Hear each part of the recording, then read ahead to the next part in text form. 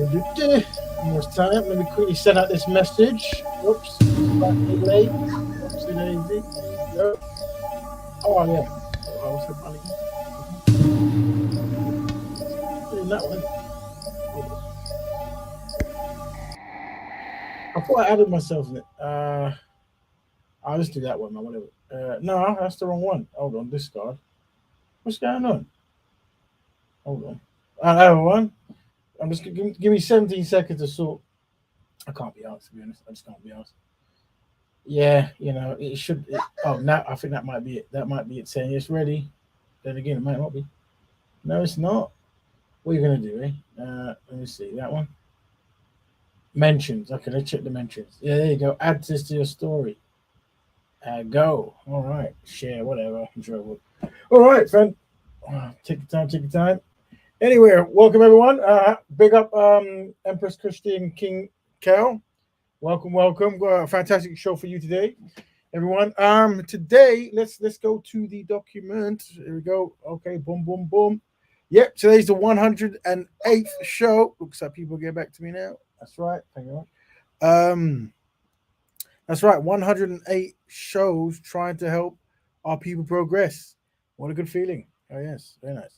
Very nice indeed. Where are we? So I'm just gonna put this on full screen. No. Read mode. All right, excellent. Cool. So, as you know, we have to just do so. A free for those who are new in the future or even now. Very important quotes here. I assure you. At first, it sounds very shocking, but it's very helpful.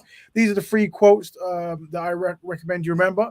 When it comes to working as a collective with only Black people on matters that benefit Black issues, Black progression, and Black ownership, Black people are collectively inadequate. That's right. We would desperately try not to work together, desperately try not to become a team, and desperately try to put other people in get involved with our stuff. This has been learned behavior, but we're going to try to unlearn that. That's right. I'm trying to unlearn that. So next one, individually, you might find a non-Black person who shows some kind of camaraderie towards Black people. However, collectively, Black people have no friends. Very important. On a collective level, Black people are alone. No one likes Black people. They'll tell you they do because that's the people being polite. But generally, no one likes Black people. They have their own things to concern with, and they're not going to try to fix some of the issues that maybe their people group started. So remember that, please. Nice quote there. Collectively, Black people have no friends. And last, but by no means least, constructive Black man with constructive Black woman makes a constructive Black family. We every time we do these shows, we try to see how the particular themes connected these three quotes. And you'll be surprised that every week it seems to be spot on in some way. All right, cool. So we're gonna have the 40 values, of course. For those who don't know, it's discipline, dedication, discernment, and dignity. I'm gonna throw out the link, and then when you jump in and communicate with the family, just try to have a bit of discipline, bit of dignity, bit of dedication, bit of discernment, just a bit. Take these four D values if you can. Anyway, you're trying to help Black people and try to implement it. Anytime you get slightly frustrated, confused, just think of the 4D values and use these, and these will help you help Black people. Nice. Also, try not to use derogatory language if you can. Some people like doing it as a style, or just they're just naturally cultured that way. I say it usually muddies the water, makes things a bit confusing. But it's just little advice. But what do I know? What do I know? Anyway, so what is Black Betterment? Black Betterment is Black people helping Black people on Black issues for betterment. That's it. So the people who are identified as Black, them working together. That's right. All right, very good idea. Not everyone practices this, but it's a good idea. That's right. So Black Betterment is a lifestyle. Cool. We're going to show some videos. Copyright 1976. Allowances made. Blah blah blah. Good. If you can, please follow Black Betterment Building Instagram. I'm going to put it in the link now. If we can get 1 billion followers, that'd be great. But if we can just maybe get 100, that'd be even better. So do what you're doing. Nice. Follow that. So today, very special day, of course. Today we're dealing with, every week we're focused on a fantastic Black woman. Could be a queen, could be just a regular woman who does amazing things as remembered. But, every Black woman is a queen, which is very nice. So, but this week we're going to focus on, for those who do know and don't know, Nana Maroon, or Nanny of the Maroons, I should say. But, they call her Nanny Maroon as well. Nana Maroon. If you go, I think the Jamaican £50 $50 note has, could be wrong, Where's $100? But very important, and we're gonna listen to maybe 2 4 minute videos, just to bring them up to scratch, and then we're gonna jump on to do this is very important. So I definitely would like the women to answer this question, but if not, I'll try to answer it. Do members of the LGBT community infiltrate Black women spaces? Could be wrong, could be right. Let us know. We've got on the screen is a picture of, for those that are in America at the moment, they're having a voting, trying to vote in. New people, I know, as they do every year, whatever. But this time they're trying to, well, not this time, but they seem to in the last couple of years try to get Black people involved. As you know, when you try to campaign, you try to really, what is it that these people really like? And I think there's if I'm not correct or I'm correct, there's a dating app which is very good, a Black dating app. I support that. I feel somehow either the dating app in conjunction with some kind of party or something has released a music video featuring a rapper called Trina. She's like very famous, few maybe decade or so, but probably still now. But very talented individual. And then there's a new individual. Don't really know much about him at all. I suspect he's an LGBTQ rapper. This person. Um, um, there's obviously a new wave. Like back in the old days, people used to suspect, like, I wonder who's going to be or who is the LGBT or gay rapper. But now they're all fighting for that belt. They want to come out. They want you to know we are that. We are. They're gonna go extra hard. Let me retake that. And they're gonna go in very hold on. They're gonna really. Anything now sounds a bit awkward. Yeah, they rap. Good. They're rappers now. Yeah. So yeah, they've made a rap video, and I think that the premise is, if you're a man, and I suspect the LGBTQ rapper is talking to the men, and obviously the Trina woman is also talking to the men. So I suspect they're not really including women in this particular thing. It's more so to the men, I suspect, also gay men and non-gay men. And yeah, they're saying if you don't vote, then don't have intimate relations with men, and that's what it is. So once again, it's showing you the kind of like mindset that people view Black people. And I should review out some of the comments because it seems I don't know if they delete stuff, but it seems to be a very positive, like thumbs up. But then again, who knows? Anyway, and then also next question is: do Black men allow trans men to represent Black masculinity? The reason I say it is because I've noticed that there's a trend, and we have to have a deep talk about this. And once again, Black women have to talk. I can't talk for them. But yeah, I do notice that the LGBTQ community are very comfortable in women's spaces and talking for women, about for men, towards men, whatever it was be, and this kind of stuff. But you don't really see that in masculinity or Black men's spaces. We don't tend to let gay people or the transition of a Black woman into a Black men presenting individual. We don't really let them really in our spaces to kind of dictate and say certain things. And could this just be another kind of way of how men infiltrate women's spaces? Could be wrong, because that could be a very controversial view, but who knows? Anyway, so what we're going to do without failure do, we're going to start showing some. So let's look at 4 minutes or so of none of the Maroons. Which one? Let's have this one here first. Go on. All right, take over, big up, take over there. There we go. Beat Nanny of the Maroons. Hi, welcome to the Sankofa Pan African series. Yeah. Today we're celebrating another African legend, Queen Nanny of the Jamaican Maroons. If you have not yet subscribed to our channel, please take a moment to do so. Thank you. Now, we're celebrating a woman whose life and legacies have almost been completely left out of written history. However, I'm a person whose academic life has focused so much on the importance of orature, oral history, oral tradition, or call it what you may. I therefore recognize and acknowledge Nanny of Jamaica as a historical figure worthy of note. Now, we know very little about precisely when and where she was born, but her proper name, which has been reported as Nanani, has been identified as coming from the Akan, a Ghanaian ethnic group. Now, Nanani has been translated to mean mother or ancestress. Oh yeah. It is widely believed that she was born in Africa and then transported to Jamaica during the transatlantic slave trade. Some accounts say that she was married to a man named Kojo. Others say her husband's name was Edu. For me, the important thing to remember are the pivotal roles that she played in the liberation of her community in Jamaica, which are legendary.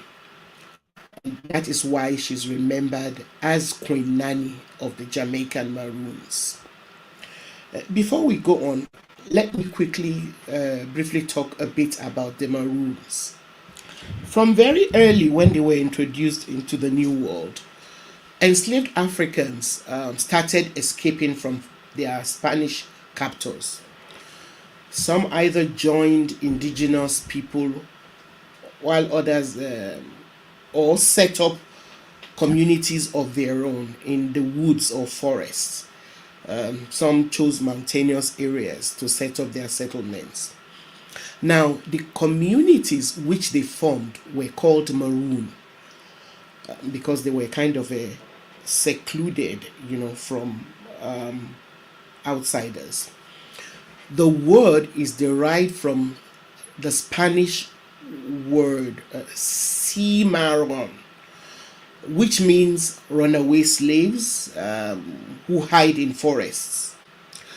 Some of the communities which the escaped people formed were so well established that even Francis Drake enlisted several Maroons during his raids on the Spanish when the British and the Spanish were struggling over territories in the New World. So Maroons were known for their bravery. Most of them were warriors. Now, the communities that the Maroons created had to contend with great difficulties just to survive.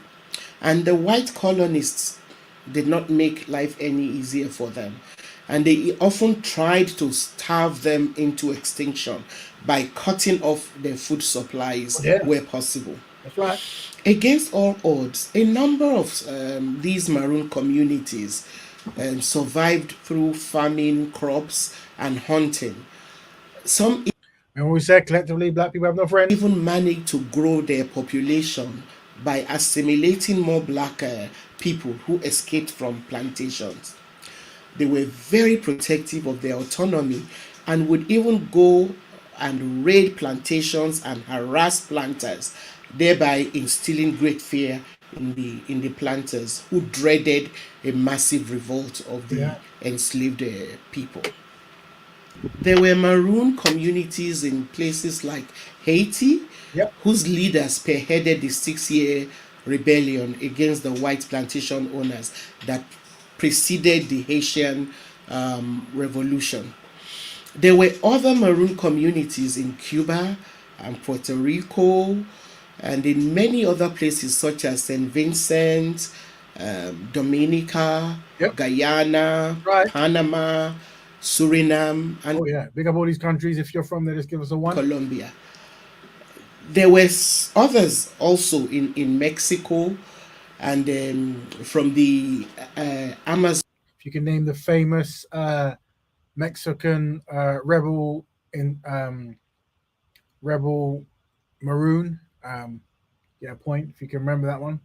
River basin to the southern United States, primarily around Florida and the Carolinas. Unfortunately, most of the early Maroon communities were vanquished, and by 1700, most of them had disappeared from the smaller islands. Very sad. Back to Nani. There you go. In Jamaica, Last 3 minutes now. Maroon establishments made up of escaped Africans That's right. are believed to have existed from as early as 1655. Yeah. And by the 16th century, Nanny Town, named for the legendary woman that we're celebrating today, and other villages began to fight for independent recognition. The Jamaican Maroons thrived because their environment was not easily accessible from the outside, and their isolation allowed them to remain autonomous, and they became a major threat to the British. Beginning in the 17th century, Jamaican Maroons fought British colonists and eventually forced them to sign treaties that effectively freed the Maroons a century before the Slavery Abolition Act. Big up, got one more, I think. Almost 2 minutes. native. Which is only like 3 minutes. So for those who joining now, we're looking up the famous Nanny of the Maroons, Nana Maroon. Yeah, so there's something you can learn, teach your kids and all that good stuff. Jamaican heritage. The right excellent Nanny of the Maroons is Jamaica's only heroine and perhaps Portland's most infamous native. She's an iconic figure in Jamaican history, and her legacy has been celebrated in poems, portraits, and currency. Much of Nanny's early life is unknown, including her birthplace. What is certain, however, is that she, along with other enslaved people, sought refuge from a brutal slave society in the Blue and Jankro Mountains, where together they established a Maroon community. It is often cited that under British rule, the Maroons were perhaps the first set of people to settle in Portland, and that it was this settlement, coupled with Portland's unfavorable climate, which deterred white settlement here. But who exactly were the Maroons? And how did Nanny become their most powerful leader? During the 15 to 1600s, enslaved Africans brought to Jamaica by the Spanish escaped into the Blue and Jankro Mountains, taking refuge with the Tainos, who had sacred sites deep in the interior of the island.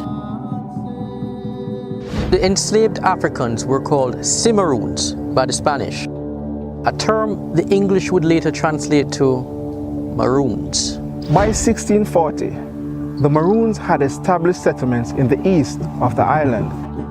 This group, consisting of 600 women and children and 300 men, were known as the Windward Maroons.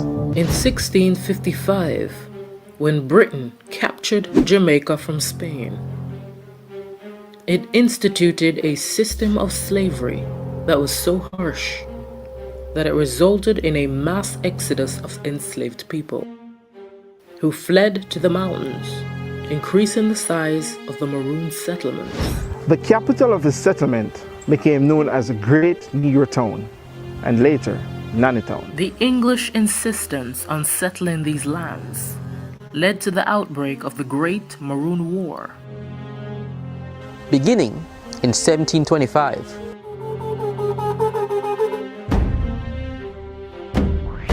it was during the height of the Great War, 1728 to 1734, that the Maroons, under the leadership of Nanny, and using their superior knowledge of the mountains, waged a successful guerrilla war against the British. The British eventually relented with the signing of a peace treaty in 1739 with the Leeward Maroons, and in 1746 with the Windward Maroons. Though the details of Nanny's life are still shrouded in mystery, We got Nanny. She likely died in 1750. Nanny remains a symbol of resistance and power in Jamaican history. There you go. So that's anyone, any questions? Let us know. Anything you want to say about Nanny of the Maroons? Let us know. Watch 2 videos. Very positive thing there. Now we're going to go to slightly more concerning news. We're going to go around in circles, but first, where's that thing? Hold on, go back. Yeah. So the thing is, I'm not on TikTok, but I'm noticing there's like there's videos circulating of black people acting a buffoon to obviously get clicks. And when you look at some of their views, it's like millions. So it's very, very, very bothersome, but something we have to be aware of. And also, the trend of black men mocking black women needs to stop. Just recently came across this guy. I don't know if he's famous or not, but there's this thing of where they put water in a bowl to represent people, whatever. And if you look at the screen now, so, um, uh, let me turn it down. I don't know if it will thing, whatever. So what it is, there's a black dude, brother, whatever, not acting like a brother. He's eyes and stuff. This is like a form of comedy, but it's very minstrel-esque, kind of like bucking your eyes and this kind of stuff. And let's break down what he's doing.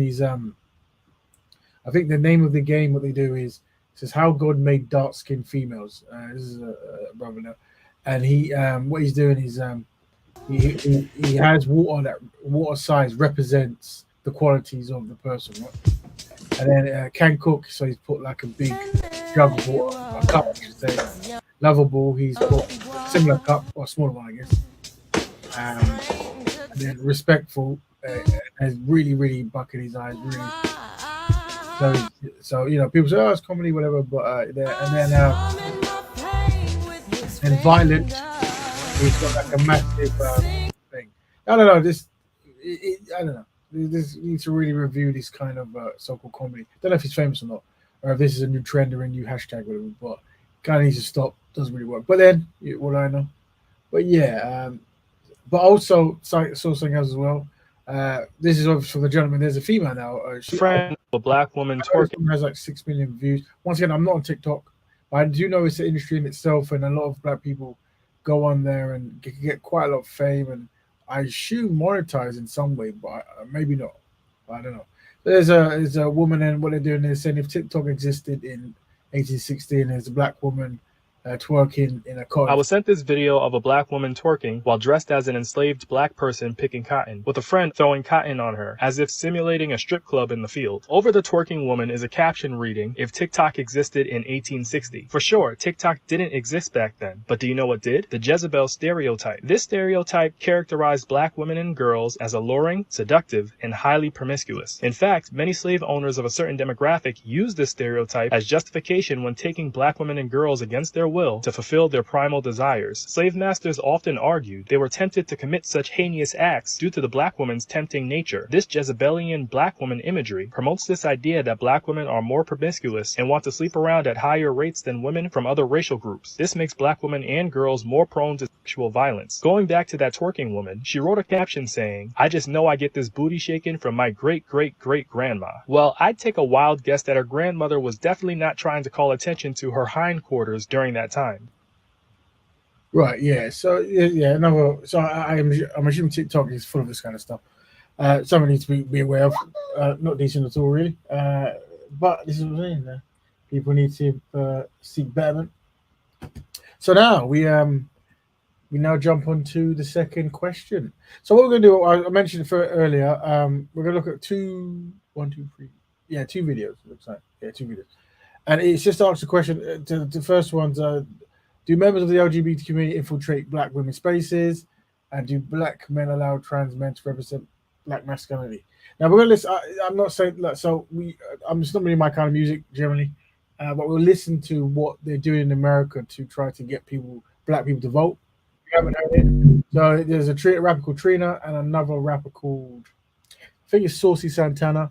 He's an LGBTQ individual. And this is what they're doing to get black people to vote. If you haven't seen it, let's have a sneak peek.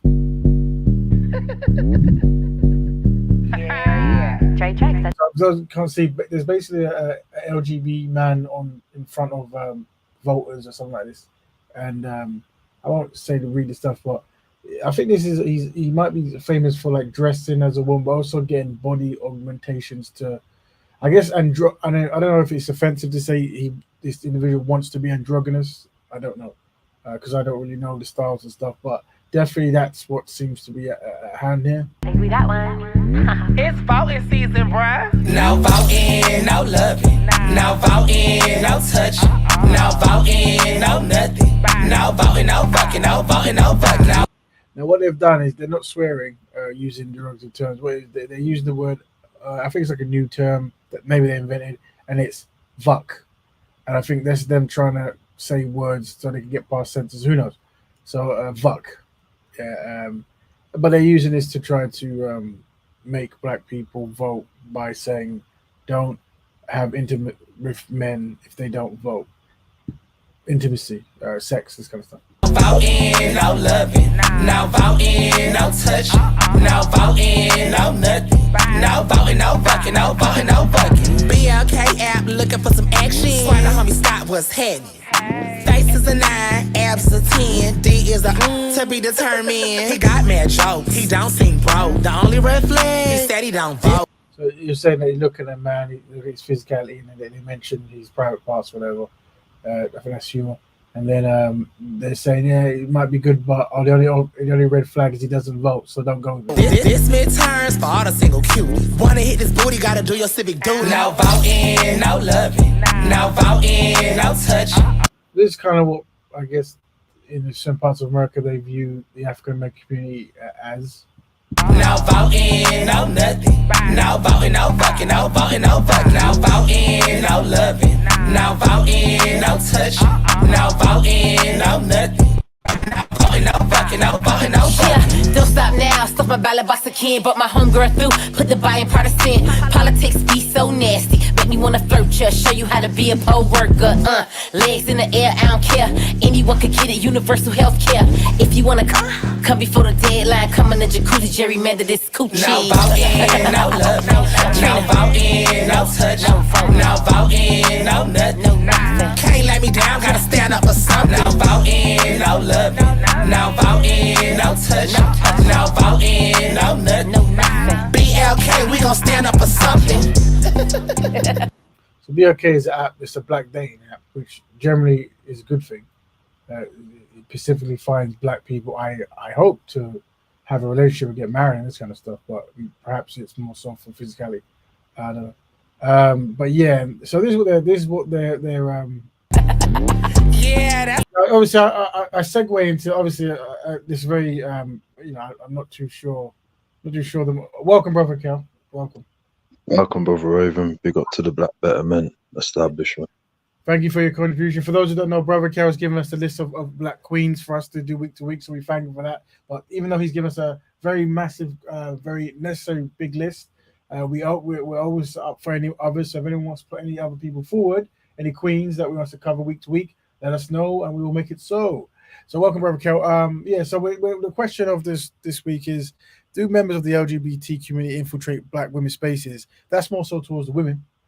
But towards the men, it's, do black men allow trans men to represent black masculinity? And I think where I'm trying to go with this is I've noticed when it comes to the LGBT and this kind of like overly sexual kind of presentation and effeminate immolation, androgynous kind of style, whatever, they're very comfortable in women's spaces. And I feel that at a certain point, like we were watching last week when we saw Umar Johnson on a show, or maybe it was the week before, I can't remember, on a show when he was talking to an individual who's transgendered, and he didn't really know that it was a transgender person. And that person was highly critical of men, highly critical of how black men behave, even though at one point they would have identified as a black man. But now the transition, they can represent black women and I guess join in on some of the black women who have negative comments towards black men. But I'm just noticing, I'm going to show some other videos just to prove my point. But anything you want to say, Brother Kel, just jump in when you like, yeah? I think this is the end of the video. I'll just make sure that's a lot. no voting, no loving. If the coochie is the goal, go hit the pose. Period.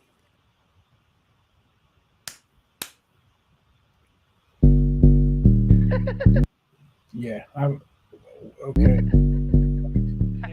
So this is not the first time I've seen this kind of advertisement towards black people in the States. I know I think they had Juvenile a couple months or years back. I can't remember what the song was, but I know they used him to do some rap song. and I've seen some other stuff, but yeah, very very very interesting thing they're trying to do there. Don't know how constructive it is, and I suspect, I don't know how successful it might be very successful. Maybe they're correct. Maybe that's how they get black people to vote. But it does tell you how they perceive and they identify black people, what the values are, and how they represent themselves. Just to add to the question now, on the same show, this is a couple months back, whatever. But I was searching through Fox Soul, the show that allowed Umar to do his interview a couple of weeks back, and I noticed there's a consistent theme that even the pictures and the promotion, all the men, I'm sure it's not all of them, all the ones I saw seem to be LGBT, and I've noticed this kind of allyship between LGBT and black women. Obviously, in certain kind of spaces, black women know more about this. Feel free to jump on the link. The link's there. I haven't. Let me actually try to. Can I do it? No, I can't. But link's in there. Click on there. But what I was saying is, this kind of allyship that I see, and I'm saying that black men tend to not really do that. We don't tend to want LGBT or effeminate kind of energy to represent black men, right? But we're going to listen to a video now as I try to pin this thing. So this is just a random video, but I just noticed that the question was, I think, let me see, what was it again? Bang bang. The question. Let's move on. Speaking of guys that show their bang bangs, the game is laying down some old school. There's some old news, but I just downloaded it to prove a point. So I think Game did something about buying gifts for women or something. And they've got two gay. I assume now I could be wrong, and shame on me twice. But I assume these are two homosexual LGBT men, and they're giving their opinions and they're going to speak. But I see quite a lot in this thing, and I've seen it like there's the most popular black love site on Instagram. It says black love, but they're happy to show black women and non-black men, but they don't show black men and non-black women. Which, I get that, but it seems to be one-sided. But where it's interesting as well, it also shows a whole lot of LGBT community stuff. So it's almost like there's this allyship with black women and their wants and needs, and also black gay men. But not necessarily black men. I mean, there is black men because obviously if a black woman gets married to a black man, but it seems that the emphasis on that particular site, right, the most popular Instagram dating black site allegedly, and it's this kind of pattern. Now I'm probably wrong. Who am I? Why did I do this research? Have a listen to this while I tried to pin up the link. Rules for his next relationship. He posted, and this message got a lot of likes. Maybe I'm old school, but my woman ain't paying one damn bill. Not rent, not mortgage, not a car note, not nails, not hair, clothes, phone, or groceries. But if you're taking care of home, cooking, and effing the blank out of me, life is on me. Rapper Akbar agreed with his idea and responded. Check this out. Hungry gang. I didn't even know it was the same girl. Listen, we like the diamond. We like the diamond. Hey, baby, let me tell you right home. Me and Lee like the diamond duo. We don't got no. It's real love. Pay them bills and I ain't got to pay no more. You feel what I'm saying? I don't know if this woman's out of mind or high, whatever. But but what we're judging is the fact that there is gay men talking on black men, I guess, topics. Maybe. Before we go to break, Q, is there anything you'd like to say? And the topics is towards women. To that? You know what? This would be such an easy read, and I don't want to go in. Once again, I'm assuming they're gay. Could be wrong. Let me know if they are, if you think they are. Go in, Q. I just don't want to go in because it's going to come off like an attack on Akbar. But I'm here to say this, right? Like, I love what the game said. A lot of men like that traditional stuff. If it worked for you, I love it. However, moving forward to 2021, I think the cost of living is just too expensive in most big places for this ideal to still exist. I ain't saying you should go 50-50 and be roommates. I think you should be proportional. Q, can you hold that? They're making me take our last break, and we're gonna finish the rest of this. We're gonna talk about this. So we'll be right back with the last moments of TGIF when we return. Welcome back to TGIF. Q, what were you saying about Akbar before we went to break? Right. You know, the funny thing about Akbar, I want Akbar to succeed, but she really. Right. No, I have no idea what this is about generally, but what I'm saying is I noticed a plethora of topics that was aimed towards black men, and they had black men doing things towards women and stuff, and the opinions of gay men then became and there's two now. There's two gay men. Maybe they're regulars, maybe they host a show.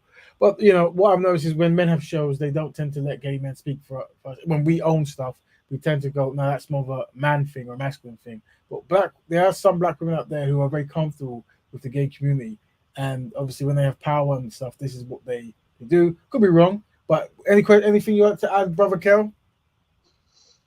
No, I've always said, brother, that the non-Africans they've built a very powerful code of conduct, which can easily be diffused, but needs for us to strategize to the extent that they could also be invisible with their strategy.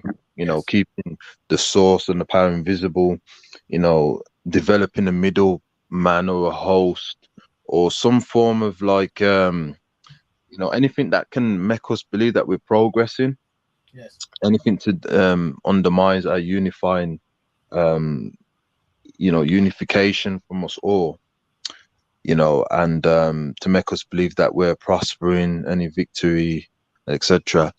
And we still haven't understood that. The thing is, me as a student of political science, I've noticed this growing up, is that they can be anywhere in the world, non-African people, and their code of conduct it's like someone summons it up, and the way they can maneuver and divide you and still maintain that code of conduct is definitely very dangerous for us as a people. I mean, look, you've got like a sun woman and there's two sun men, and they're both unfortunately unsynchronized and method acting, and no one seems to find that as a big issue, and the way we can play out non-African people's code of conduct in destroying us as a people tells us that, brother, that we are unfortunately mentally ill and we need to be cured. And it's sad to see someone going in the kitchen and trying to create the dark-skinned woman and having these form of big eyes, etc. Oh yes. And then you've got it just tells us, brother, and I've said this before, that separation psychologically, mentally, and controlling our dopamines is definitely a must, man. So what brother K is talking about is on TikTok there is this individual here, and it is more of a iceberg. There's other behaviors like this, and it's using I guess the moral of the story is using black women as the pun of joke. You don't really, not that you should be making anyone a pun of joke really of this kind of nature, but you don't tend to see this on non-black women, and this individual it seems to home in on dark-skinned black women as well, which is a very particular group of women who have been obviously haven't had the best experience in the world. And yeah, this is this kind of inside job behavior needs to be rectified. Really, like I said, don't know the individual. TikTok's a different world. I can't communicate in vote because I don't have it. But I came across this and I thought, oh, what's this? What's going on there? So yeah, that's what Brother Kel was referring to. But yeah, interesting thing. So women, question: so what is your views? If there's any women in there, feel free to speak up. I know it might be controversial, you might not want to, but do you see that the members of the LGBT community are in high representation within the woman collective group, social network shows and this kind of stuff? Is this something that people are aware of? Now, obviously, Brother Kel said that, as usual, like with the voting rap thing we watched, there's usually obviously a power above this that pulls the strings and stuff. But still, awareness is awareness, and patterns are patterns. I'm gonna be honest with you, Brother Raven. What I'm about to say is very controversial. What I've noticed, brother, the reason why the unsynchronized African females are okay with the unsynchronized African men who decide to method act to try to be the black woman is that, unfortunately, brother, men have been created with a great purpose. Mm.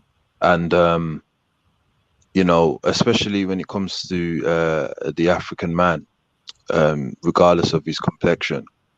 And there is this thing of we need to compete either to be equal or bring down somehow. And unfortunately, in political science, brother, there's a gender war between the African man and the African woman, obviously constructed by white supremacy.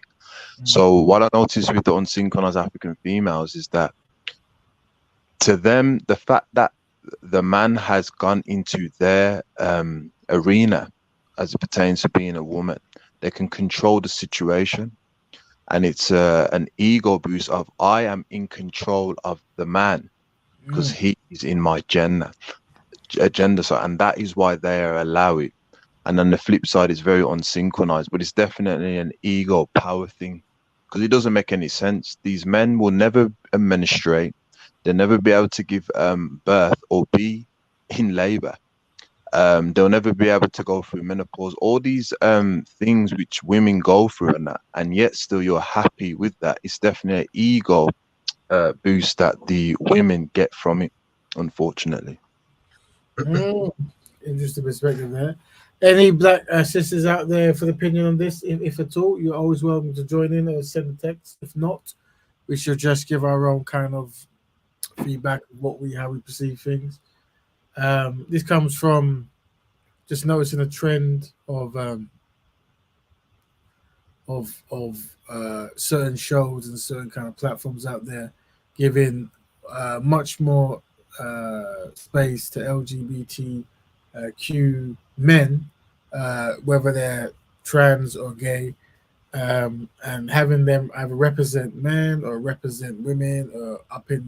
There's a topic that's about men, straight men, heterosexual men, but yet there's a lot of LGBT giving their opinion or naying or saying or whatever. So yeah, just that's a pattern that we've observed, and but like I said, these things it's just questions to have. We also started the show for those who didn't know. For looking at every week we do Queens. This week is Nanny Maroon. We talk about the African-born Jamaican freedom fighter who the Maroons. They went into the mountains in Jamaica, and they lived there and they ambushed and they freed enslaved brothers and sisters from the English and the Spanish. But I think because they were there when the Spanish were there. But obviously they signed a treaty with, I think it was the British after the kind of the fighting. So yeah, we studied a bit on Nana Maroon. We had a sister talking. I think where is it? I think she got a few more minutes left, so let's give her one more minute. Of 1833. To some people, this shadowy character, Nanny, popularly known as Nanny of the Maroons, was an obeah woman with supernatural powers, which allowed her to stop bullets using her buttocks. There are also stories of how, after only a few days of planting them, her pumpkin seeds sprouted miraculously to feed her starving people. However, there is enough evidence of her contributions to the Maroon resistance in Jamaican history. What cannot be disputed about her is that she led a guerrilla warfare between 1724 and 1739 to defeat the British. Under her leadership, Maroon communities in Jamaica united and negotiated successfully with the British for land. This led to a treaty which was signed in 1739. Unfortunately, her original base, Nanny Town, was destroyed by the British and replaced by Moore Town or New Nanny Town. Nanny is believed to have died around 1750. Thank you for watching this episode. Don't forget to subscribe, Don't subscribe to Senko like, and share our videos. We have Sankofa Pan African series. Go type that in and follow this auntie, sister, and yeah, do your thing. So, family, we were looking at Nanny of the Maroons this week. Next week, we'll look at the list. But if there's anything anyone wants, any queen we want to cover, let us know, and we will make it so. So yeah, well, like I said, family, this is we've gone through our presentation. We've started the stuff.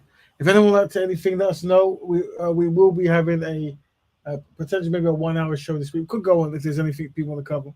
But we do have a guest, Brother Cal, and he anything he wants to say, he's always welcome to start something or unpack anything. The mic is his whenever he feels like it. Yeah, brother. I just believe that the African womanism, those African females who are about liberation, they need to protest, change, and be very strict with men who want to imitate them female. It's very disrespectful. Me as a Pan-Africanist, brother, I find it very disrespectful when non-African people mimic or method act our lingo, our vernacular, the way how we maneuver, and use it as a caricature and then display some form of weirdness. So if I as a Pan-Africanist find that very disrespectful, then the female should find it very disrespectful, especially the African females, when a man is imitating certain processes that the females go through, and that is the solution. I mean, another thing as well, as you know, Brother Raven, that I've said it many times, that non-African people, they practice unethical code of conduct with the mannerism and the face expression, the body language. And when you're around them, whenever they see African people, they need a strategy to diffuse the African in order for them to feel comfortable to walk by them or maneuver. And unfortunately, for a man to display these types of energies, it definitely relaxes non-African people, because it tells them, oh, this man is not a threat. I can control him. He I don't have to have an anxiety or a phobia of any form of revolutionary mind, or the fact that they are method acting a female gives me the control. And we have to really look into that. Like, they need certain mannerisms from you, body language, face expressions, to make them feel comfortable. And every black person globally, whenever they're around non-African people, they experience it, and then our dopamine makes us say, well, let me reassure them. This is why as Pan-Africanists, but we always say that it's not good to be around non-African people, because they have a strategy of making you feel like you have to reassure them when you're the one who's going through what they put you through. So it should be the way around. And unfortunately, the LGBTQ, if I'm pronouncing it correctly or not, they're definitely using that strategy on us as a people. Yeah, this is you do see this LGBTQ inclusion kind of idea used heavily in black spaces, and like what Brother Carl said there, as in like the kind of like, I don't know, that kind of like topsy-turvy trick of just reversing like whose needs come first and stuff. And I think that is a good point. Something I have observed a lot, that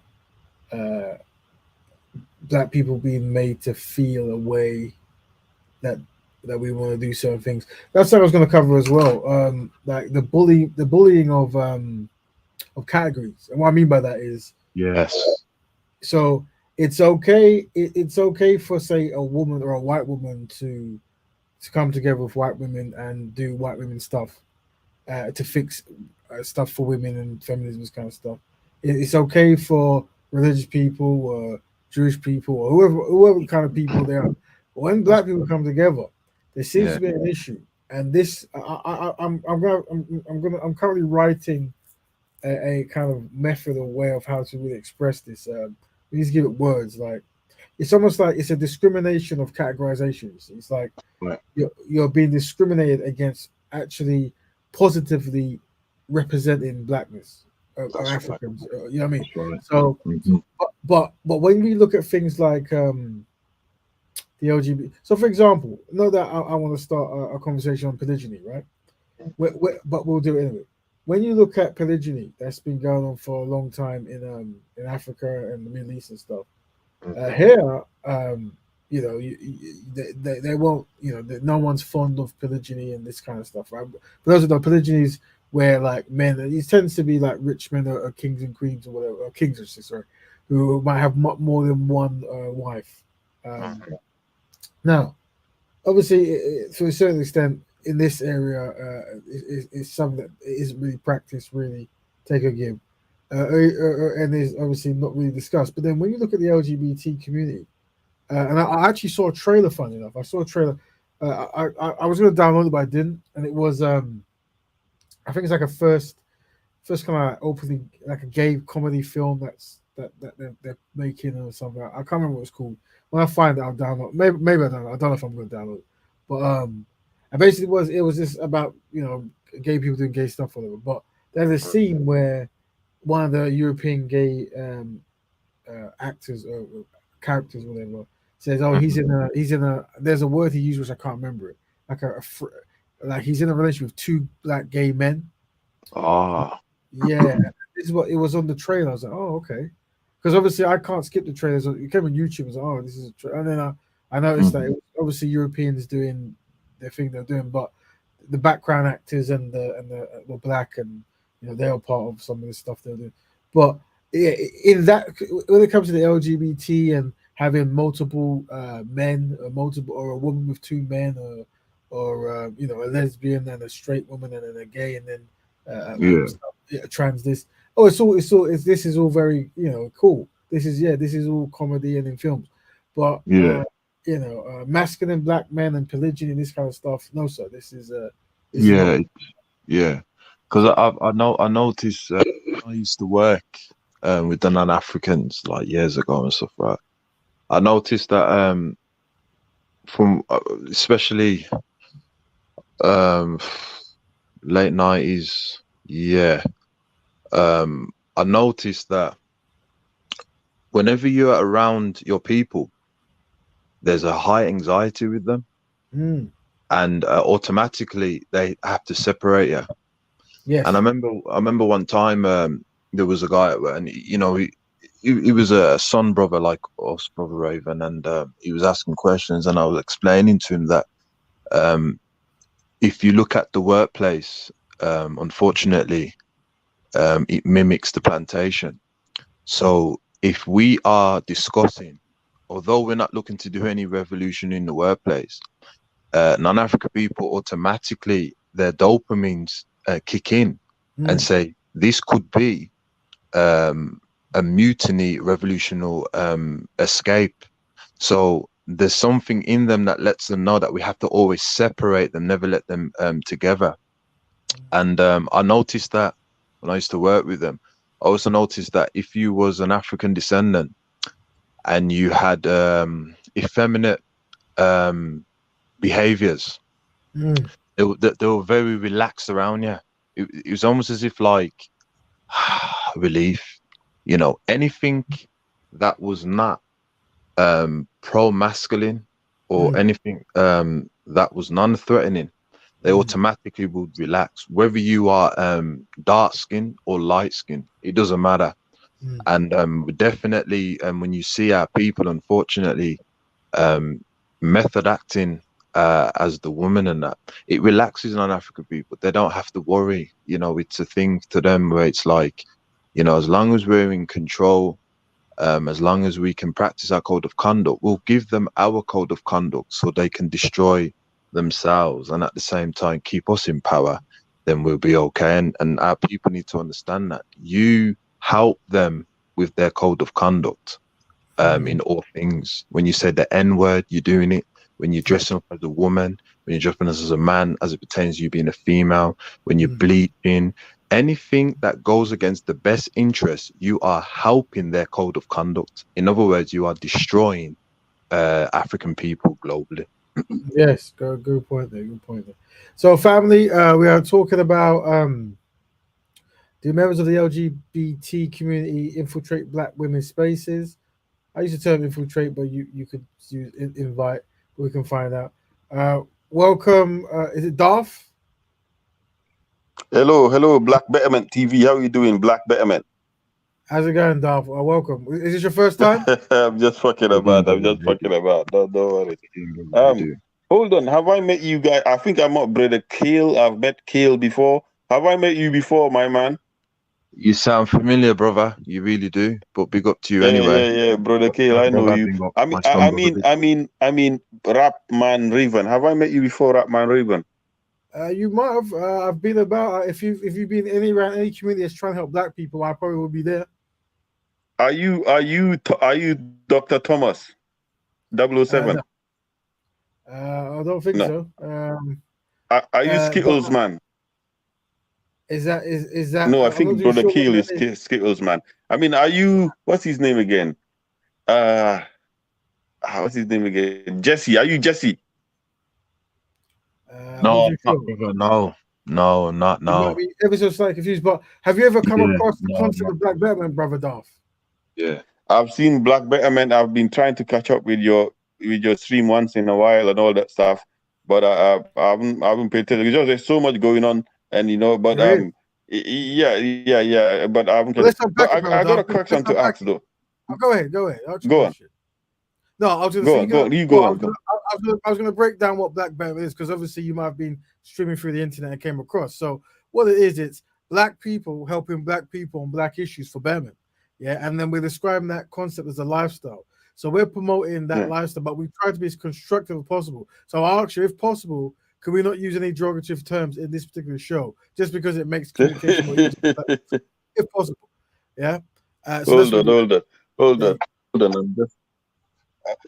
Have you ever heard of me using derogative terms at some time? I think I could be mistaken if I am. Apologies, but I think when you made a joke about Kel, you used some terms. I can't remember what it was, but it was strong language. It was very colorless language. Okay. Oh yeah, maybe a slip of a tongue or something like that. All right, cool. Like I said, yeah, what it is, because we've identified that when Black people come together, because of a culture of comfortability of just doing certain things, that we might just throw insults. And what we do is we throw happy insults, and then when we argue, we throw angry insults. And it's hard to discern whether someone's happy or angry. For example, in the African American community, they use the term nigger, which was a derogative term, but they tried to make it a form of debt. But what they say is you are he's my nigger, he's my nigger. But when they argue, they say the same thing, nigger. And what we realize is what they don't do is they won't actually insult someone and use the term king. You see, so we understand the language.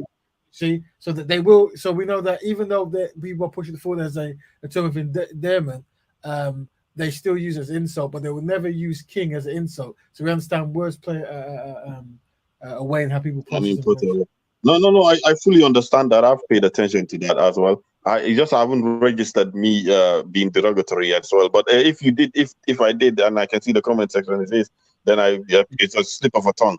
Brother Kale and I are usually on the same team anyway. Thanks for apologizing. No, what it is, right, and what we have to understand is, if you're new to these kind of platforms, you're going to be of the world. And basically, if you're of the world, it's very natural to just swear and demean. Many Black people do this. And what we're trying to say is there's a space for that. But when we're trying to seek betterment, we try to leave that to the side because it usually confuses people. Do you understand? Because one thing we say is, unfortunately, when it comes to Black people working as a team for betterment, as a collective, we're inadequate, you see. As in, we're underdeveloped. We don't know how to do it. So we need dedicated people to try to highlight points of direction for us to go, how we can be more adequate. Because, unfortunately, there's been a collection of anti-black races who have fed into black societies ways of operating that doesn't work in our collective best interest. So we're trying to like work out what those are and try to go on the right path. You see, that's why we have the show, brother. No. Encouraging positive attitudes. It's necessary. We need to encourage positive attitudes, and I actually welcome it. A level of control and discipline is needed. So otherwise, if you just let anybody have their way through this channel, it will just be like the freak shows I've been on and all that stuff. So no worries about that. Okay. Here I go swearing again. I'm sorry. Brother Caleb. Yeah, I suspect you've probably come across Brother Kel in some of these spaces, and what we're trying to say is when you come to these spaces, we recognize that black people are collectively inadequate, and we try to change it. You see, so when you go to these other spaces, for black people swearing, cussing each other, and throwing all kinds of insults at each other. Oh man, I've heard it all. You know, but Brother Kale, sorry if I ever said that, but me and I've been with the panel with Brother Kale, and I'm usually on his team as well. I'm usually supporting him as well, you know. So in a way, if there's anything, I didn't mean it in any bad. Is there anything Brother Kel says that you strongly support or disagree with? No, Brother Kale is about black unity, Pan-Africanism, black collectivism, black helping each other, and all that stuff.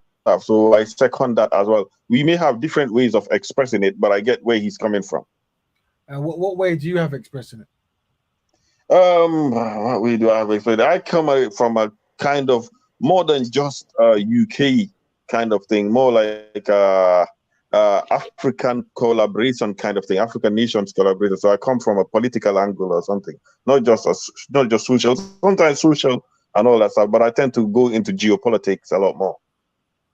Okay.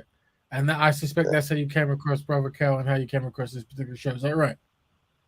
Yeah, because Brother Kale and White Matters channels and all that stuff. So I came across Brother Kale before White Matters left for a whole entire hiatus on his channel. Brother Kale was having a go with Stanley on that regarding Pan-Africanism. Oh man, Stanley was giving Brother Kale the grilling. I had to come rescue. I'm joking. I had to come rescue that day. I was like, man, this guy is making Brother Kale look bad. So I had to come in, bro. I had to come back, Brother Kale.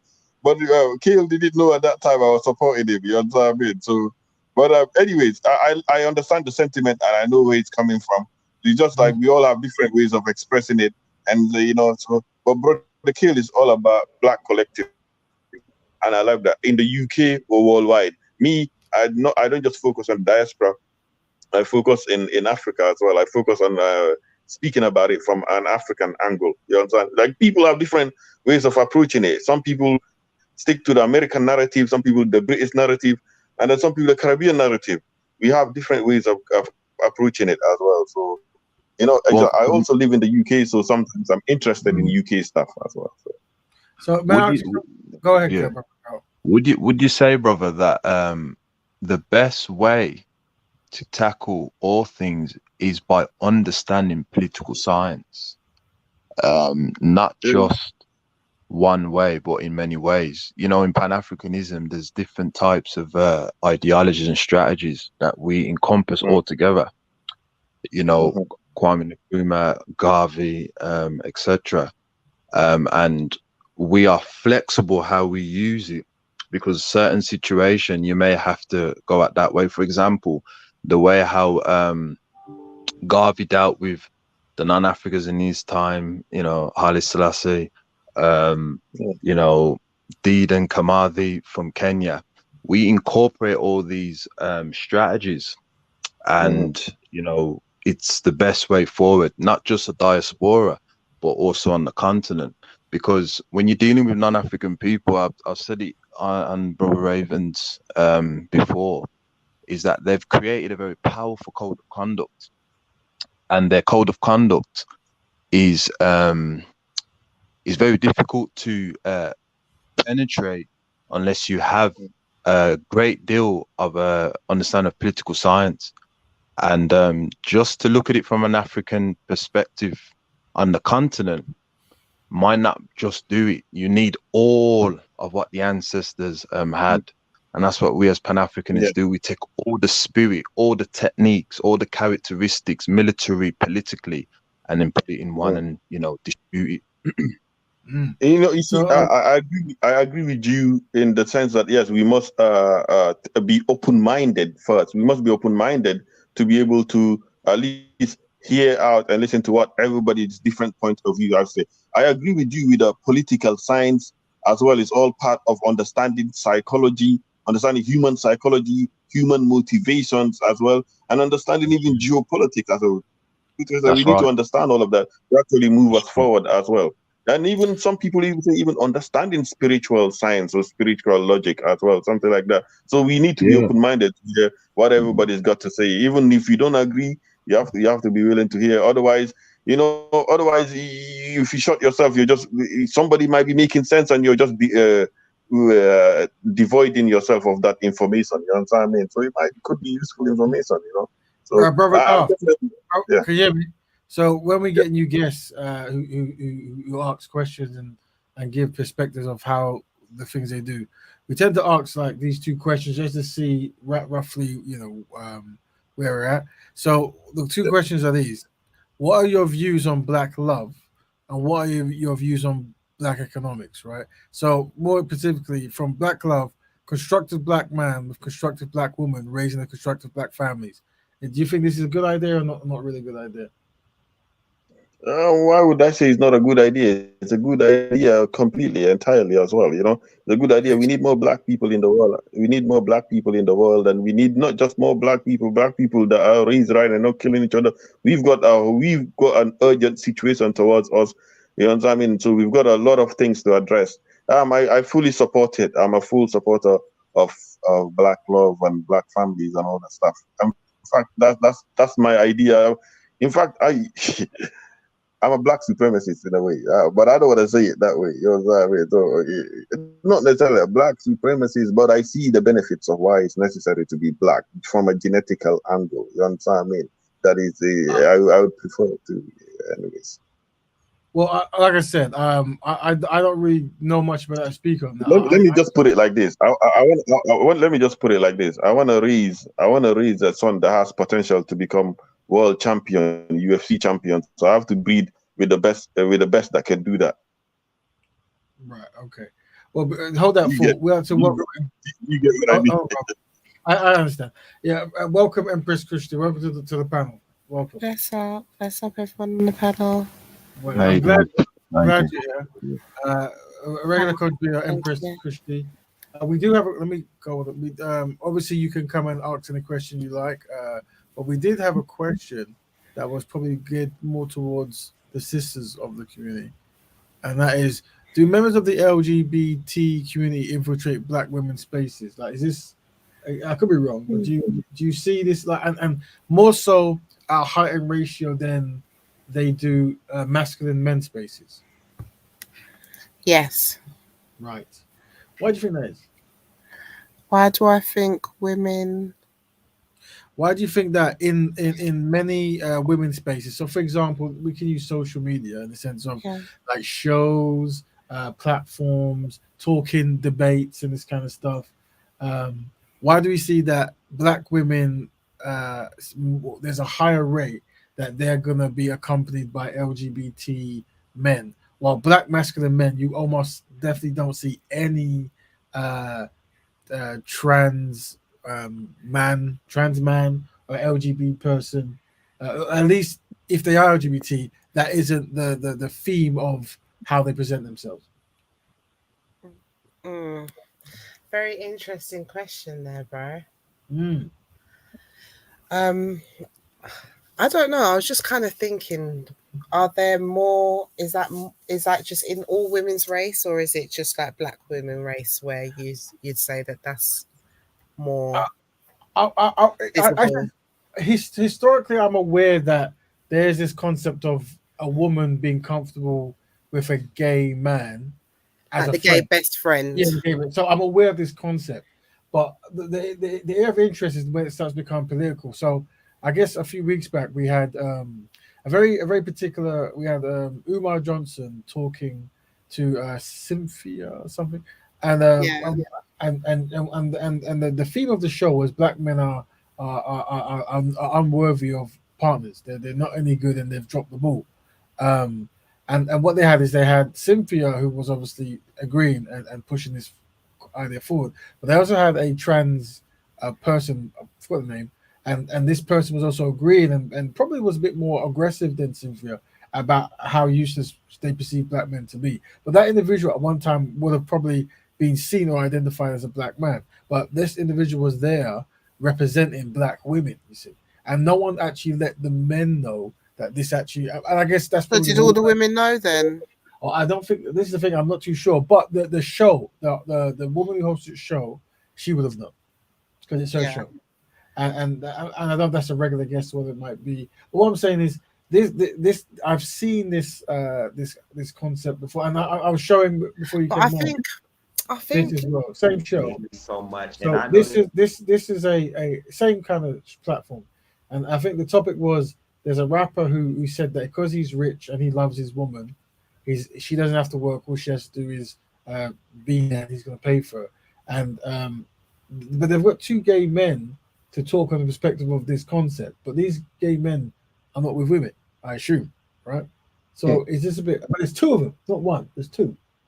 So I'm just thinking maybe they couldn't find straight men. I don't know, but or maybe they're regular and that's the thing. But when I looked at the posters of this particular channel, there was literally four men who I found out all were gay, and then four women who were not gay. But right? And I think okay, so this is a thing then. Like this, maybe this is the thing. I don't know, but I'm just asking. no, I think there's nuances to it, and I think we need to look at it holistically. Mm. Like the LGBTQ community is a force to be reckoned with anyway. So I don't know because I'm trying to figure out where, because sometimes what goes along with this question is why are black women allowing it? Like to say black women have just said, yeah, why don't you come in and speak about my choices and take away the fact that I'm not allowed to call myself a woman and that I now need to be called a cis woman. And oh, as a black woman, I'm not already dealing with erasure, but why don't you come along, man dressed as a dress, and why don't you add to the token pole and put me lower down the ladder? So it's like, I think it's just basic level tactics to just again blame a black woman for this. Like the LGBT is a worldwide force to be dealt with, and any man, woman, or child say anything against them or stand up against them is going to get punished. Number one, you know what I mean? So I think like that needs to be aware. I think that from the beginning of time, especially the introduction of the homosexuality, it's definitely been started probably with the white community, if we're honest, when we started seeing it, and they definitely portrayed that the gay man is the girl's best friend, right? So they've already plastered that as that's where they belong. You know, if you're going to be a gay man, you're going to be with the women, and that's how they've already set up the play with that. They've done that from years back. You've got the drag queens or the cross dressers. It's always been in that element that men who are interested in that kind of way have been pushed towards the women, and that's just been done from mainstream media. I think that it's dangerous when you have people like Claudia Anderson and people who don't necessarily represent black women in the real life being a representation for black women. I think black women are not happy with a man in a dress talking about their issues. You're just not going to find it in the normal world. You might find that, as we find with everything within our community, we're too nice, where we're with so many other factors that we've talked about before, where we're just welcoming it, or, you know, we're saying live and let live. Whether you agree with that method or not, I think we can't not look at it. If we're going to look at and focus it as women's spaces to men's spaces, we can't not factor in the fact that, especially in America, the single home rate, the lack of the men in the home, the correlation to how many gay men have got not absent fathers, even though they don't want to I know that some of them are pushing back to correlation, but that if you look at that correlation, it's quite damaging. How many of them have been abused as a child? And then the last kind of obvious factor is these women are probably their mothers, their sisters, and everything else. So at the same time, who are they going to be next to? And that's why I say it's nuances. So when you see that they might be in close proximity, there could be different reasons than to advocate for this person to now start talking on my behalf. And I think what happens is that all starts getting blended in. There's like 100 different factors on there. But I will say that as well. I think it's just like with men, and as you've said before, when you go to like places like speaker corners, they can tend to be quite aggressive in their stance, to take over the forum, to talk like they know everything, to impulsively put themselves forward, to center themselves. And I kind of just see that that's happening again. They just put on a dress, muscle themselves in the area, said that they're going to talk, say that you can't question me. And if you do, I'm going to plead victim and how dare you. And now, in fact, you can't be called a woman. In fact, I'm the woman. And that's pretty masculine, bullyish behavior if we really want to talk about it. You know? So, yeah, I think those are some real points to look at when we're really talking about that issue. Yeah, and this is what I was trying, because I think I said it last week, and it's I mean, there's a kindness in women in general, especially black women, but it's almost like that bigger concept where I say, unfortunately, if black people were to unite with other people groups, whoever they might be, give it a few days or weeks or months or years, you'll find the dynamic will come where a black person will be at the bottom, as we always observe quite consistently. And I think that's the same when it comes to women and men in certain capacities. Obviously, they don't identify as men, but what I'm saying is, you're going to see that dynamic happen, and you're going to see, like, for example, I'm aware that when I go speak corner, for example, many women might not be comfortable with the aggressive way how men debate in some aspects, right? And you tend to find that there are some transgendered individuals who, even though they're wearing dresses and they are trying to present feminine qualities, whatever, they are very still in your face, aggressive, masculine. Absolutely, the same masculine energy. Yeah. I mean, I remember there was this one video that I can never forget where this transsexual man, but he was very visibly a man, yeah. And he walked up to the till, and the poor till person was like, "Is there anything else, sir?" And then he was like, "Don't call me sir. I'm a female." It's like, okay. And then obviously he's doing his rhetoric, like, "That's it, sir. Don't call me a sir." And he's just like, he's like, yeah. It's just like, do you understand what you're saying to what he's getting presented with? Now, can you imagine if you're a female and a man is barking at you like that? Yeah. And number one, it's just the dynamics are so off, because at this point, you can either scream back, which is not going to win. You can't now say that this is a man shouting at you, because now you're going to get cancelled. Yeah. And it's like this man can now talk to you as a woman and literally abuse you and get away with things, let's be real, that a man could never really get away with. Like that, because he's doing it on the context of being a woman. So I think, and I'll be honest with you, not a lot of women are going to talk out and talk the real truth, that how we really feel like that, because there is a chance that you're just going to get cancelled. There's no, like we've said constant time, there's no institution around to help the black woman out where she says that. Yeah, and that's why here we're going to try to find a way to get these issues across, but be supportive in the best way to try to minimize any kind of backlash or anything. Because at the end of the day, no matter what people are trying to do, you tend to find that black people, and in this particular case, black women, will be losing, you see? So this is what I have to highlight. There's one thing, obviously there's a black woman who did this, and I think I shot it last week, but then again, I probably didn't. So let me play it again. Where is it? Oh, stop screen. Is that right? Stop screen share. And then present. Wait 40 seconds to find this. All right. Where are we? So you are Rap Raven, not Darth Raven. No, I think you're Darth Raven, right? Oh yeah. So you are Rap Raven, huh? Right. Different. Yeah. You said several times. We're just gonna watch this video of C-SPAN. This is some kind of debate in America, but I'm more concerned with the behavior pattern of the system. Professor Bridges, you said several times, you've used a phrase, I want to make sure I understand what you mean by it. You've referred to people with a capacity for pregnancy. Would that be women? Many women, cis women, have the capacity for pregnancy. Many cis women do not have the capacity for pregnancy. There are also trans men who are capable of pregnancy, as well as non-binary people who are capable of pregnancy. So this isn't really a women's rights issue. We can recognize that this impacts women while also recognizing that it impacts other groups. Those things are not mutually exclusive, Senator Hawley. Oh, so your view is that the core of this right then is about what? So I want to recognize that your line of questioning is transphobic, and it opens up trans people to violence by not recognizing that. Wow, you're saying that I'm opening up people to violence by asking whether or not women are the folks who can have pregnancies? So I want to note that 1 out of 5 transgender persons have attempted suicide.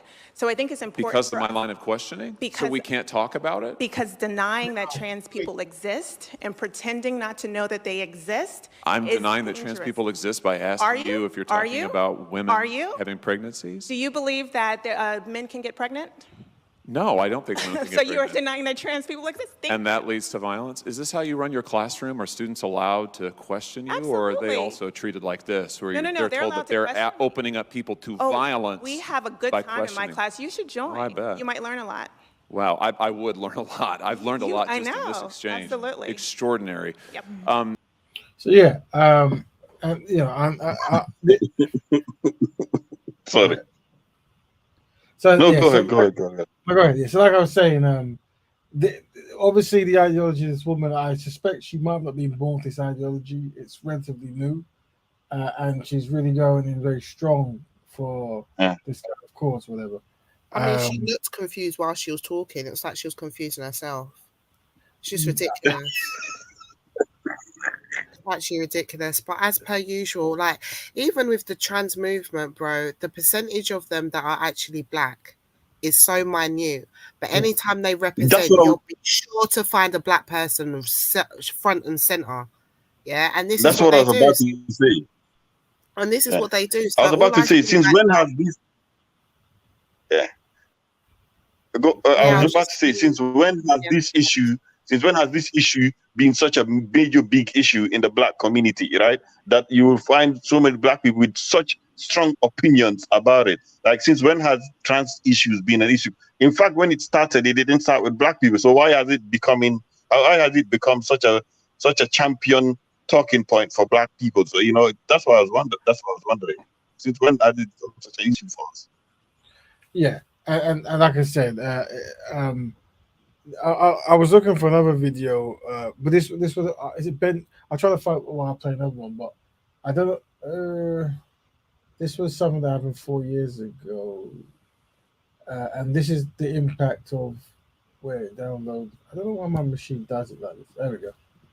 Now, let's see what I don't know what it's about, but I saw it. GMA exclusive, 2 transgender high school runners, well, they're kicking up dust in Connecticut, taking the top spots at the state girls championship, leaving parents wondering if they have an unfair advantage. Lindsay Davis is here, and you sat down with the track stars to talk all about this. That's right, Michael. We're talking about a subject that's so sensitive that Andrea and Terry, who you're about to meet, felt when it was time to tell their parents that they're transgender, they each revealed it by text, and now they have gone public with it, and they're facing opposition from people who say even though you may feel like a girl, you need to compete against the boys.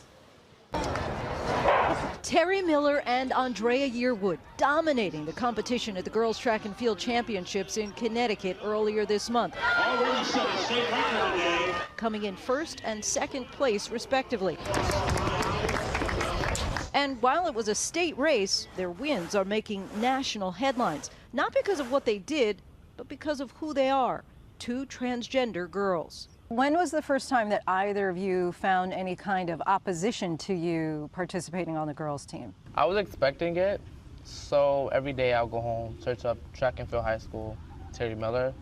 Because you wanted to know what people were saying? Yeah. Some of those comments were harsh. Critics complaining that Andrea and Terry both have an unfair advantage since they were born boys. at what point do you decide, actually, it's more appropriate for me to be on the girls' team and competing with other girls? I decided that the summer before 9th grade. They've both started hormone therapy and say that for the most part they've been welcomed by friends, family, coaches, and administrators with open arms. But there is some backlash from parents and students. 2 petitions were even started in an attempt to change the current rule of the state's governing body of interscholastic sports. The rule states that students are entitled to participate on a team based on their gender identity, how they identify. The girls athletes are at the physical disadvantage compared to the transgender female. Bianca Stanescu started one of those petitions after her daughter Selena lost to Andrea and Terry at a track meet in May. They have naturally testosterone within their body that has been proven to give a physical advantage in sports. The mom, who was unaware that the girls were already undergoing hormone therapy, has gotten a little over 100 signatures. Medical science tells us that estrogen hormone therapy does change the body, replacing some lean muscle with fat. But of course, everyone is different. Andrea's parents say what's most important to them is the well-being of their child. Track is number 100 on my list of concerns as a father of a transgender daughter. I'm talking about raising a child for a life. And so is it fair that that child is excluded? Interesting. So these are the parents of one of the Wow. Interesting. Bro, I think Stanley's in the backstage waiting. Oh yeah. Welcome, Stanley. Is it fair that that child doesn't feel like they have a place to belong? It allows her to be Hello, welcome. who she wants to be. And I Well, think guess what? I'm not here to fight. That's good news. We're just gonna watch this last few a minutes. little bit more weight than just winning a medal. The rules vary from state to state. In 7 states, including Texas, students must play on the team that matches their birth certificate, or have undergone surgery, or have had extended hormone therapy, while the NCAA requires the completion of 1 year of testosterone suppression. Medical research cannot really identify the line where a competitive advantage might exist for trans athletes of either gender. What do you want to say to other transgender youth, young people, teens who are out there really struggling through this process? Just follow your heart. Like, don't let other people determine what you do in life.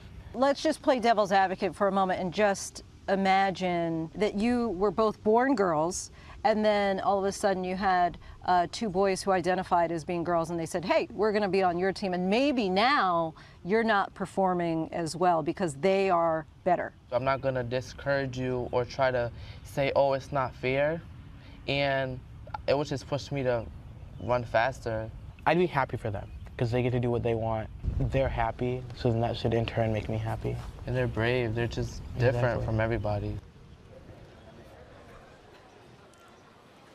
And just to be clear, the mother who started the petition says that she would like to see the girls sit out for a year after hormone therapy before competing with other girls. Now, this is certainly sparking a lot of debate, and it's something that schools across the country are dealing with because an estimated 150,000 teens in this country identify as transgender. And you know, it's a very interesting argument on both sides. How much?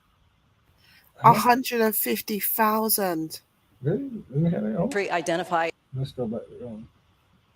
Dealing with because an estimated 150,000 teens in this country identify as transgender. And you know, it's a very interesting argument on both sides. You can see a compelling argument on both. Definitely. Thank you so much, Lindsay. Okay. Before we start talking, just got one more thing to see. This is there's really it's not really black focus, but it's trans focus, and there's just to prove a point that I think since Empress Christie brought up 4 seconds. There we go. Okay. Caitlyn Jenner honored with the Arthur Ashe Courage Award at the ESPYs.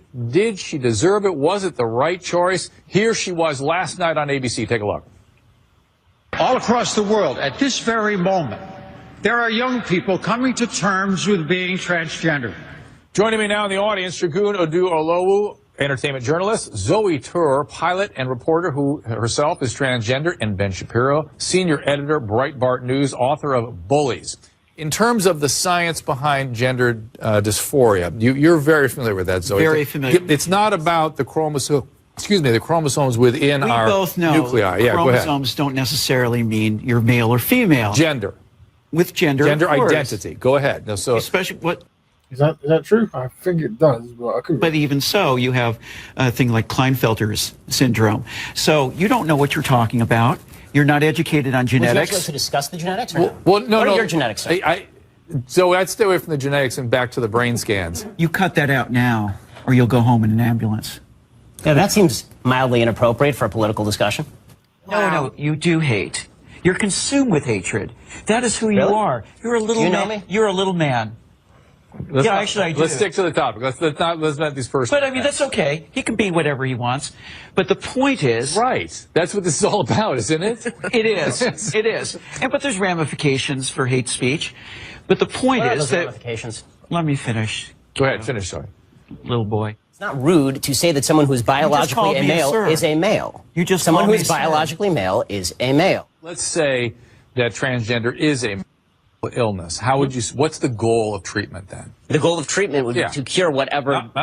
Can't cure it. It's not curable. Okay. Lots of illnesses are not curable. This one has to not be curable. What's alcoholism? Alcoholism, for instance. What's the goal? So the goal would be to allow people to live with it in an appropriate way. To flourish, right? To flourish. Not to Sure. require them to assign to one gender or another, but to flourish, right? Without So- imposing on the rest of society a necessity for fictionalized thinking. Okay, because that actually is there a may cost be- to society. I'm sorry, but my grandfather was bipolar. Okay, Yeah. and he thought that the radio was talking to him. Yeah. They put him in a mental hospital. They did not tell him the radio was talking to him to allow him to live a better life. They put him into a mental hospital, and then they gave him lithium, which allowed him to live a better life. They even cut some of the threats because the individual threatened to beat him up in the car park, and he said he could run faster than her, so him or whatever. I don't know, right? So there you go. It goes to show, doesn't it? It really goes to show you don't have to scratch the surface far. Yeah. Yeah. So my concern, obviously, is if black women feel somewhat intimidated in some of these circles or spaces, whatever, we would have to know that so we could do something about it. Because essentially, it would be, I guess, it would be the role of the man to protect the woman from the trans man, the trans woman. Yeah. Well, it depends. It depends how much you stand on your morals. If you believe that is a man, then it's a man regardless, isn't it? If it's a man in a dress or if it's a man not in a dress. So if a man is having a fight against a woman, again, it goes to your morals on that. Yeah. It's very easy if you don't let them confuse you. Yeah, of course. And I think with this scene here, the instinct came in because this individual, the individual in the purple dress, is bigger than the individual in the suit. And obviously not agreeing and feeling offended about what the individual in the suit is saying, the individual in the purple dress can just use the masculine tactics. Yeah, which is this. This is. I have never. It's intimidating. I've never seen a woman do this to a man ever. Or you'll go home in an ambulance. I've never seen it. I've actually never seen it. Yeah. And it got worse past this point, but I think they've cut it for maybe legal reasons. I don't know. Yeah. But I think the individual in the suit was saying he's a faster runner, so he'll outpace him or something. Right? Some kind of joke. But yeah, so I'm just concerned that, I'm just hoping that women imagine how intimidating that is for a man, bro. Now imagine this is a woman.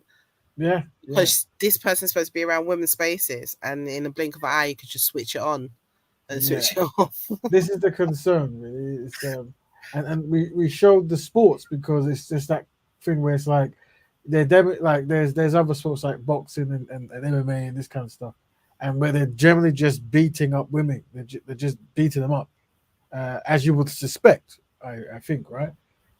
So it is an interesting topic. It's one that no one is intimidated to have, but obviously our area of interest is black women, and black women already have very little to show in representation and stuff like that. So to then give up the little representation they have might not be in the best interest of black women. I don't know. We have to ask black women. No, definitely not. And I do think it just kind of confirmed, especially the first video of the runners, it kind of confirmed what Brother Cal was saying in regards to doing their work, because when you look at him, it was just like, and I've seen that clip before, but then when I saw him again, I was just like, wow, it's, you know, if you do believe that there is a bigger plan in focus, then you can literally see where it's heading, and you can see who that benefits.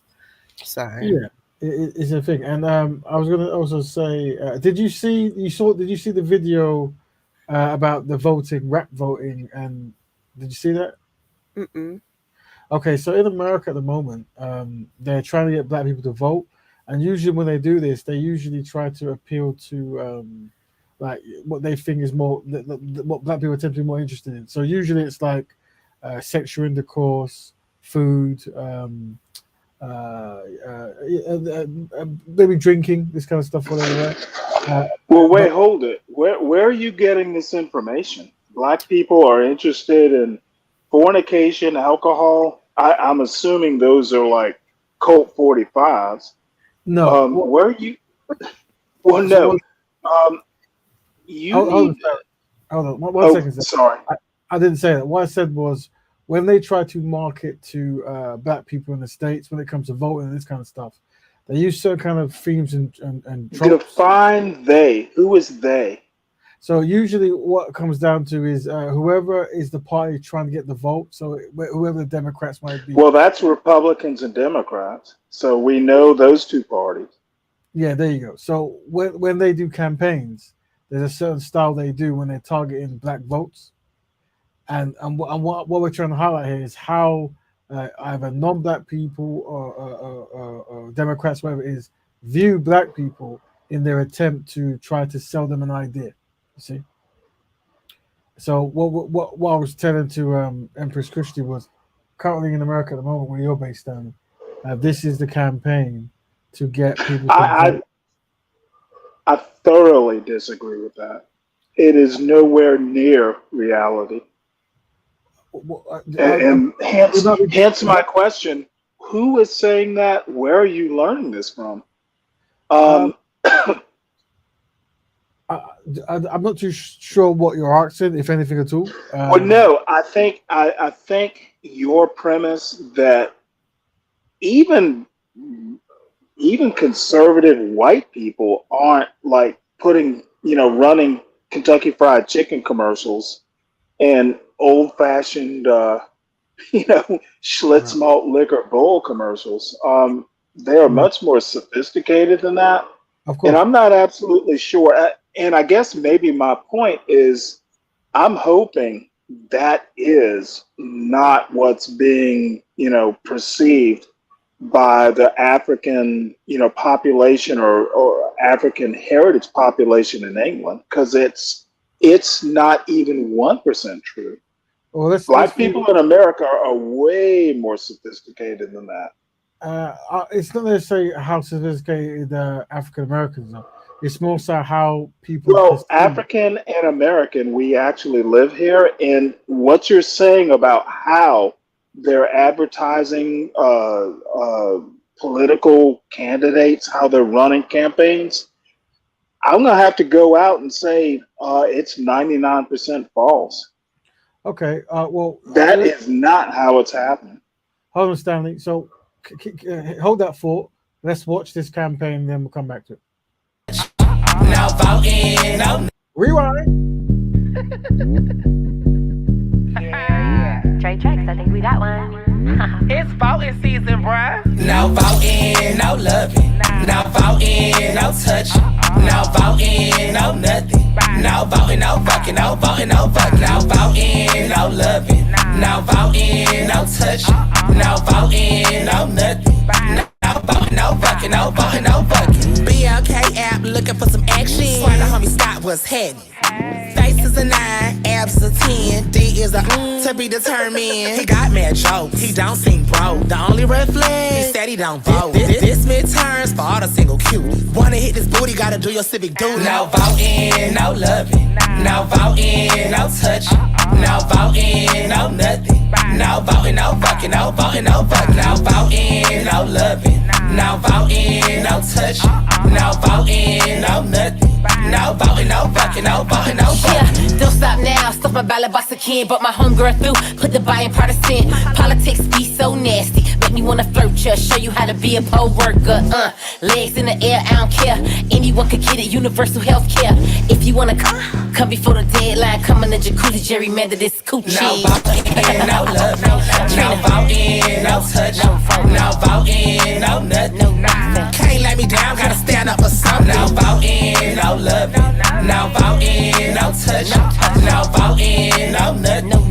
BLK, we gon' stand up for something. Yeah, that's right. No voting, no love. If the coochie is the goal, go hit the pose. Period. Okay, so let me pause that for a minute. So just to give you some. Wow. Okay, well, let me start with the basics.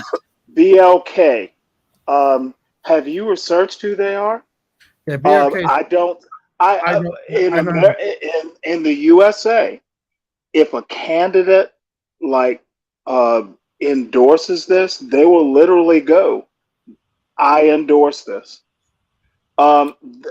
This is like PAC, and I'll guarantee you it's a bunch of racists who put this up there.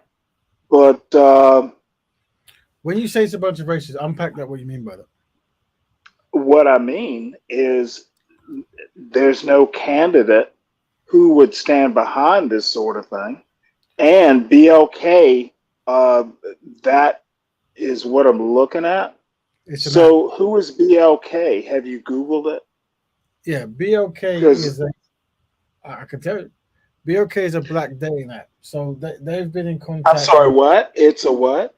It's a black dating app. Okay, so in America, so black people are putting this stuff out? Well, not particularly, no. It says BLK, and you said black people.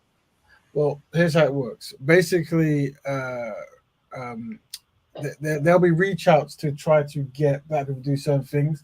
So they'll contact dating apps, they'll contact music videos, they'll contact all the people they need to create a. My question is, who is behind it? Who's funding them? Have you Googled that part?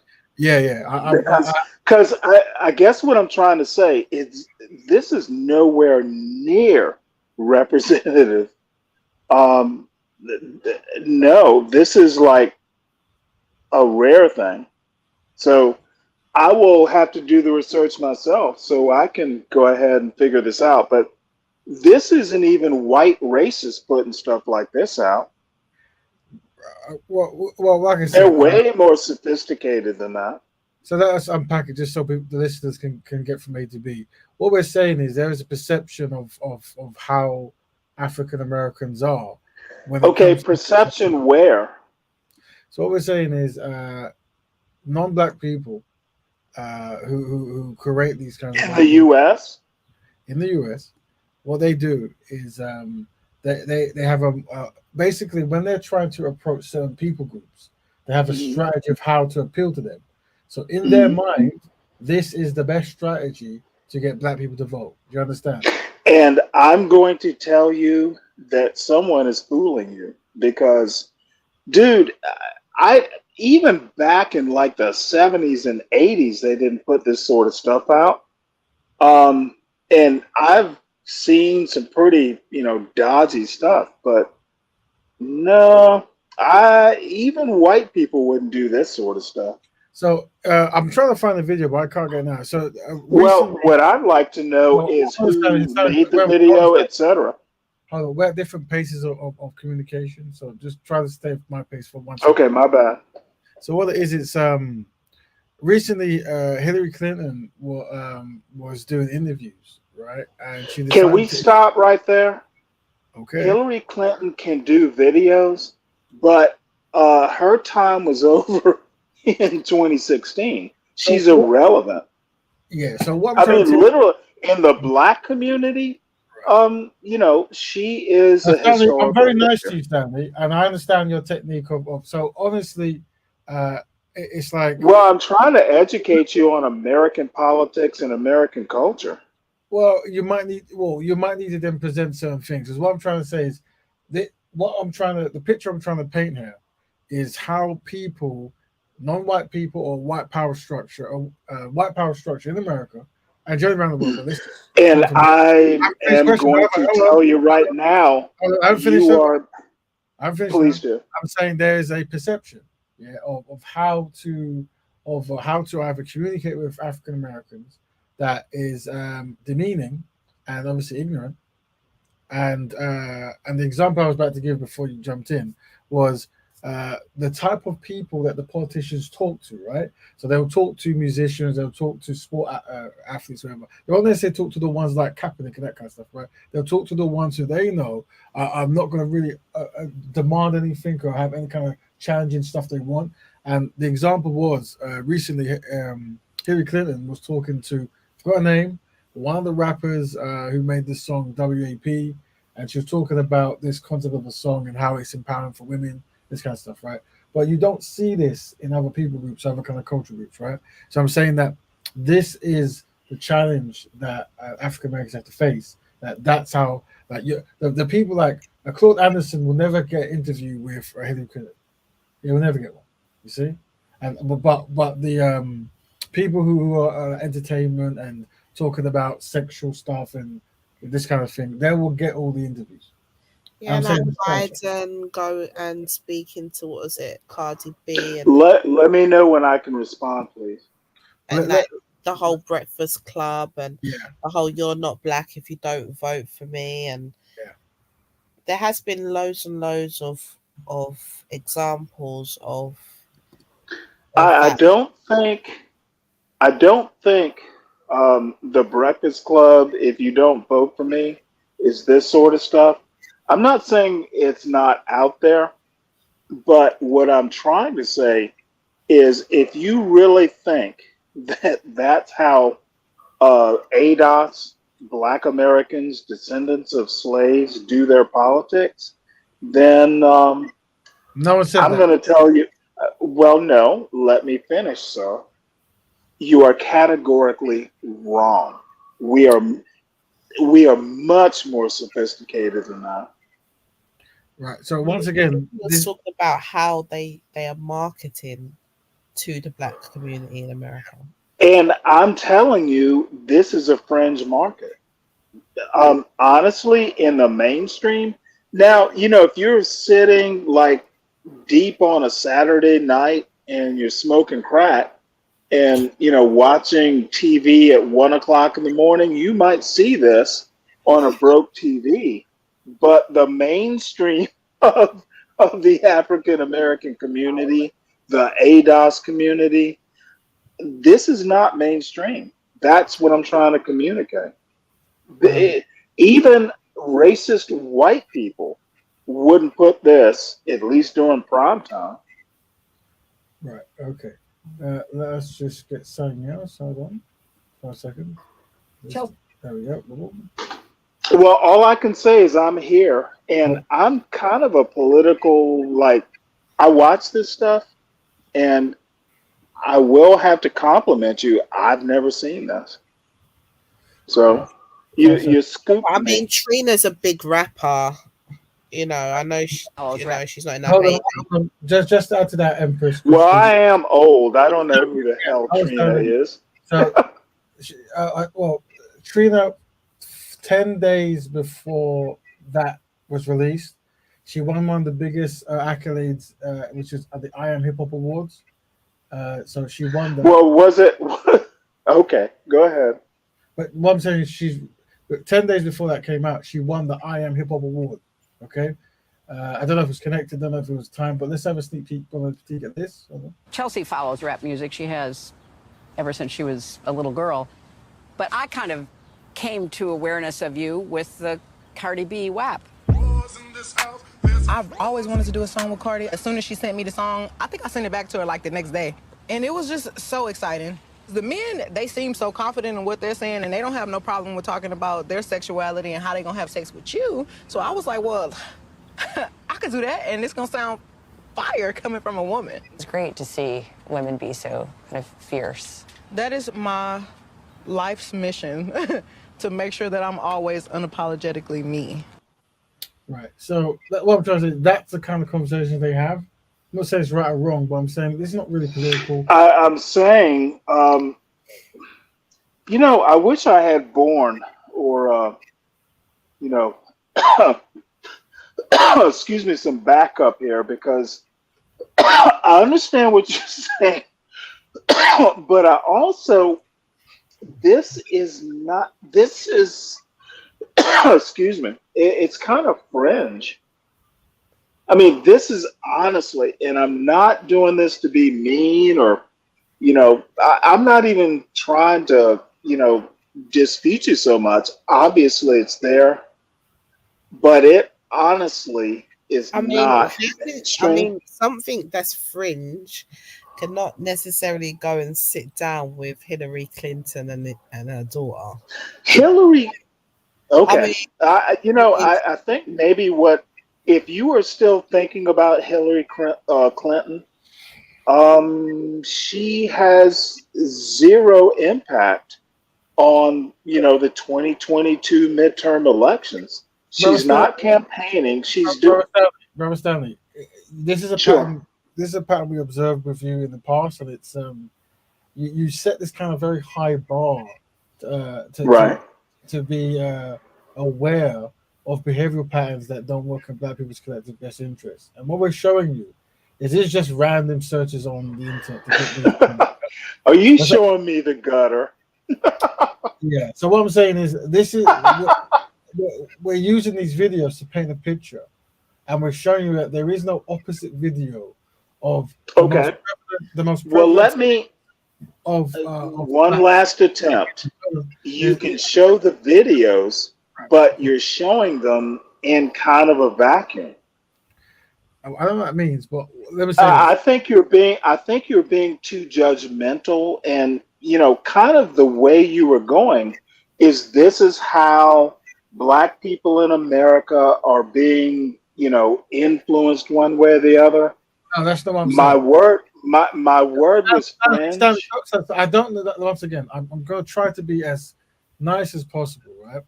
But what happens when I talk to yourself is you create a premise, and then you talk about that premise that you've made up. And you Okay, talk about, what's your premise? Because I think I disagreed with So let it. me give you an example. If something against Stanley, I No, like don't the way give me an you keep talking example. about Give me chicken. your premise. And the thing Give with me the your chicken premise. is they keep on eating the elephant, and then you go, and you keep on. It's like, oh my days, this is interesting. But this is some, and I'm Rap, what is your premise I'm sorry. about Black politics in the U.S.? It's not about Black politics. It's how non-Black people view Black people, yeah, and treat Black people when it comes to politics. For example, they will talk down and not try to deal with any real serious issues that Black people have been asking for, and they never let the most prominent, well-trained speakers speak on issues that is very dear to the African American communities. and Right? allow I for an cannot do. I and they won't. I don't, won't. which won't allow for an Dude, intellectual conversation. Yeah. Now you they're nailed just it. talking about Rap, you nailed it. I think you're right there. No, but it's not right Now, there. here is where I'm going to disagree. I don't think Black people really buy that. They can sell it. Black people aren't buying it. Right. So okay. So let me just type this. So I'm just gonna type in. I won't show it, but I'll read it, and you guys can Trina vote. I'm gonna type in Trina vote, and here it is. We're gonna read the views of the song, and it's this beat is kind of fine. Trina said yes, Trina. Go vote. Y'all heard. Want to hit that booty? Gonna go and vote. Trina, you better keep this. This just made me excited and vote. Period. I can't fall into bed if he ain't standing at the polls. I live. So what I'm saying is now there's thousands well, not thousands of us, right? Yeah, there's comments here, and this video is spread on different people's channels, so I have to go and find all the different channels, right? Because different people are pushing out there, right? But what I'm saying is, this is the comments, right? And I'm aware of this because There are many people in America who are actually trying to get issues like killings by the cops, reparations, healthcare, this kind of stuff, right? And so they are pushing that. Can you see what's going on there? Look at what they're pushing forward. So if you keep your ears to Well, the let ground, me ask you a question, and I'm right, not going to fuss. Some of the stuff you're linking and researching, we're on the same Discord. I mean, and I'm not being mean. I'm actually asking because apparently I'm not on the same wavelength. no. You could toss some of these links. I will look at them because, you know, we're at I'm not saying you're wrong. I I'm not aware of what you're bringing up. So, Yeah, enlighten me. Maybe yeah. that's my point. The thing is, brother Stanley, I do wish you well, and I do wish when I do these shows, we give names, we give ideas, we give concepts and links and stuff, right? So whenever you have time from whatever you're doing, you can search it yourself. Like you have the word BLK and you have the word Trina, right? I just told you this woman you haven't heard a rapper. Okay. One, Well, one, okay. ten Fair enough. I used to show that this woman on TV who called WAP, her and Cardi B are some of the best-selling musicians of the last couple of years. They dominate in the rap charts, just not in the pop charts in general, right? And their songs are about this kind of stuff they're singing about, right? But what I'm saying is, that not only are they talking to ex presidents, ex vice presidents, whatever it is, they're talking about the songs. They're not saying like, well, this is a fake. Like what's his name? Ronald Reagan was seen as quite a good actor. He made a lot of movies, but they never spoke to Ronald Reagan about his movies. They spoke to him about politics. You see, yeah. So it's that kind of thing. It's like He was how also governor of California. He didn't just appear from Bedtime with Bonzo to president. There was a few years in between. Yeah, but what I'm trying to show you is there's a different. Yeah, the thing is, Stanley, I remember I want to be as kind as possible. I do think sometimes the pace of this show might be fun. Well, do be mean. I'm not gonna. You're not gonna hurt my feelings. You've been mean before. I've never intended to try to meet you, bro, Stanley. What it is I'm trying to present things in a way that can be digested at a quick rate, or this is an easy rate. But I do feel that sometimes this content might be just a few pay grades above you, the way it stands, right? Okay. Well, you know what? Apparently you have. I'm gonna have to let that go. I will mute and learn from you. Well, yeah, because here's the issue. The issue we're gonna have, and this is like, it's how to see the iceberg, right? Yeah, that's at the top of the water. Like what we will show is we will show these consistent traits, and then the idea is that you then take those consistent traits and you follow it down. So we've shown 3 videos, about a political technique. We also showed earlier about we're talking about transgenderism and patterns we're seeing, and then we're talking about movements of people who are tapping into this way of speaking and minimizing Black women's voice. And then Empress Kush is saying that she's now she's aware herself, but also felt it in her life of intimidation to speak up against spaces being diminished that were meant for Black women. You see, so but the research must be done. You might not have experienced yourself. You're kidding, right? However, I will accept your You say kid critique. about what? About kid about Well, what? no. I'm gonna concede. I'm not even gonna go there. You have made a critique that you think is valid, and I will just have to concede. Cool. So so family, we got 12 footers. That's 2 hours. Empress Christie, is there anything you'd like to leave out with? No, I just think it was a good topic as usual, and it was a pleasure being on the panel. And it was a pleasure having you, sister Empress Christie. Next week, if anyone wants any kind of Queen focus, let us know. We'll focus on the Queen of Nick whoever people push through in the forum. Brother Stanley, would you like to have any last words before we end? No, it was good joining the panel once again. It's been a while. Welcome. Okay, well, until next week, everyone, Black Betterment, and be constructive and do constructive things for Black people. Have a good day. Thank you very much.